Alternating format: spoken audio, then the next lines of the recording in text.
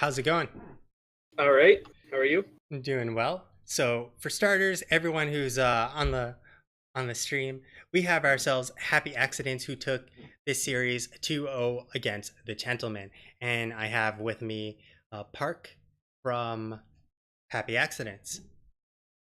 So, how does it feel winning your 2-0 against a team that is very high in the standings? Felt pretty good. Now, obviously, you guys took the 2-0.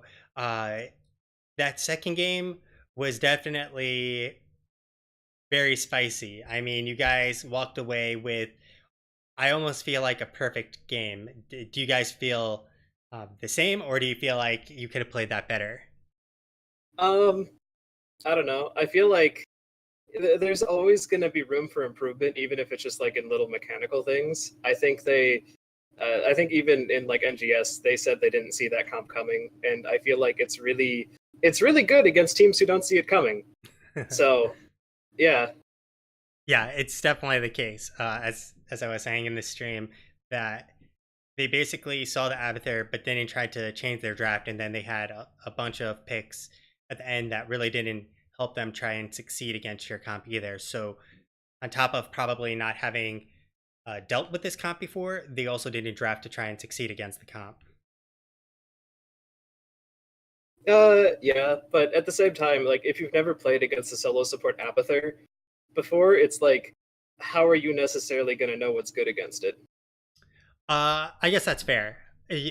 You could have seen it played in HGC. I don't know how often teams actually watch HGC, but it's been utilized quite a few times at this point.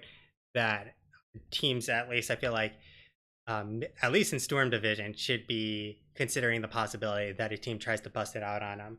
But obviously, that may not apply to teams not in Storm Division.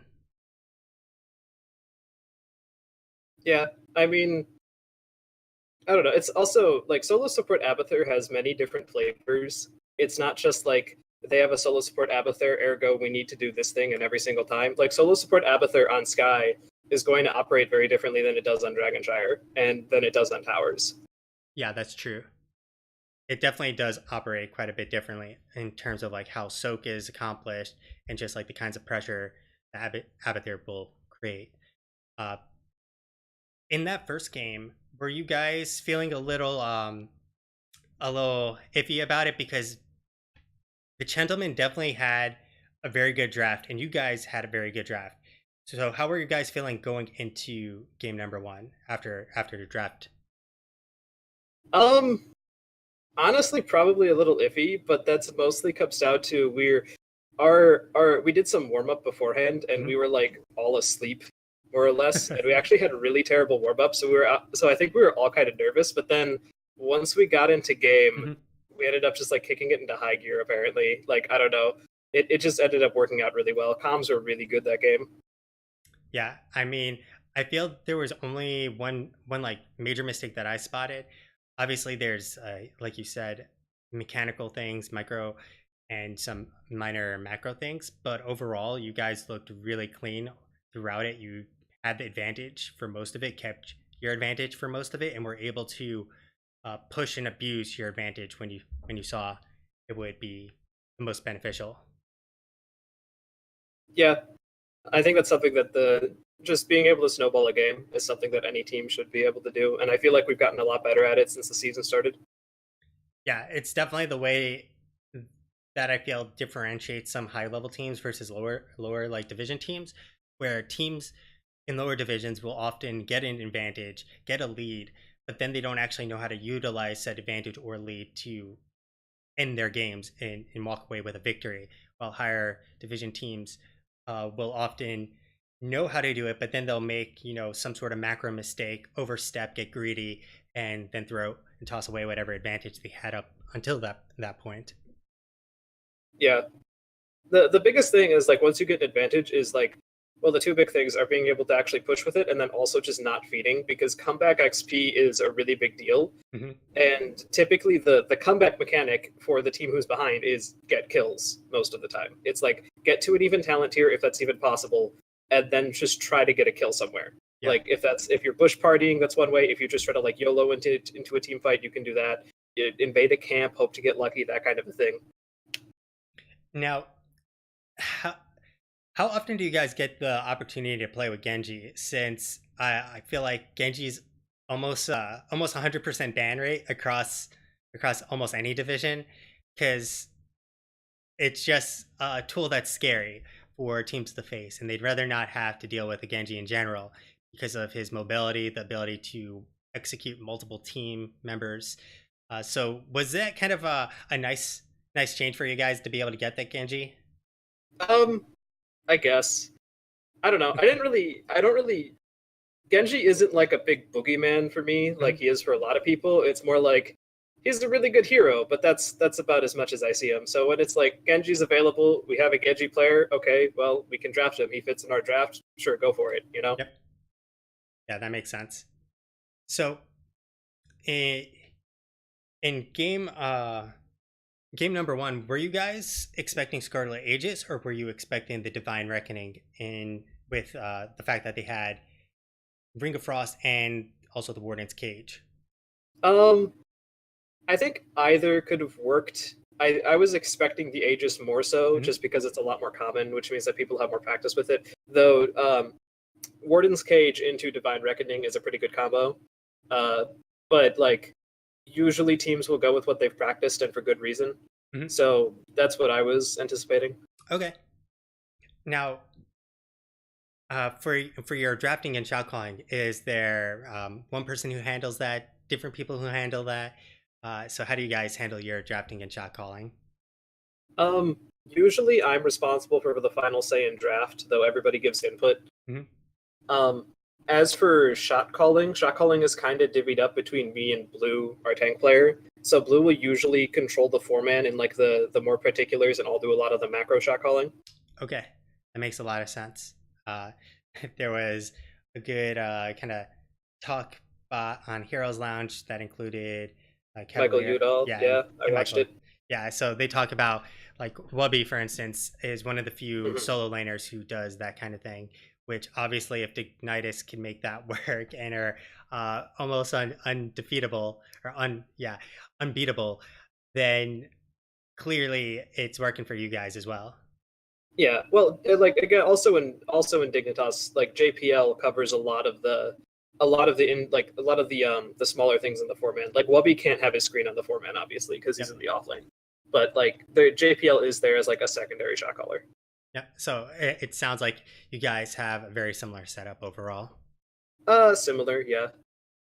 Now, how are you guys feeling about this season? You're now 10-4, and that puts you somewhere between, I guess, maybe it might move you up to third, depending on how ZZZ does in their next series. And how are you guys feeling for the playoffs? Um, I'm pretty confident we'll make playoffs. Hmm. I can't really speak to whether or not we'll win, just because we haven't like scribmed or like looked too much at like first pick Aslo GGAFK or Doki Doki Hots Club yet. Hmm. Um, like obviously like we're still like aware of like what's going on in the division, but we haven't had like any personal experience playing against them yet, so I don't really know how good they are. That's fair. So Yeah. Well, I'd like to give you the opportunity to give any shout outs that you like. okay, well, shout out to the team. We played really well today. Shout out to the Nexus Schoolhouse and Cavalier Guest for teaching me much of what I know about this game. Shout out to Epic Zors from the Heroes Lounge team Don Fedoras and also the Open Division team Minion Genocide for teaching me about solo sport Abathur. And that's all. All right. Well, thank you so much. And if I don't get another chance to catch you guys, good luck in the rest of the season and best of luck in the playoffs. I think you're we've casting us. You're casting us tomorrow too against Average Joe's, aren't you? oh yeah, that's right. That's right. Sometimes I don't remember what my week schedule is since I am casting you guys again tomorrow. So there you go. I get to catch you guys tomorrow. And so I'll see you guys tomorrow night and best of luck in that match. Yep. Thanks. You too. Yep. Enjoy the rest of your evening. Mm-hmm. All right, guys, that is going to be it for the Gentlemen versus Happy Accidents. Happy Accidents walking away with the 2-0 over the Gentlemen, giving themselves a little bit more of a leg to get on up into the third place standing, depending on how ZZZ does or did, and as soon as the standings update as well. So I'll be back tomorrow evening, as you heard, doing Happy Accidents once again. I don't know if I have anyone else I'm casting tomorrow. I am. I'm actually casting 2 games: Happy Accidents versus Average Joe's, facing DG Wheelchair or Handicap. I'm not sure what they go by. Versus For the Kill, a Storm Division game at 7 p.m. Pacific and 5:30 p.m. Pacific for the Happy Accidents game. So thanks again, everyone who's joined me.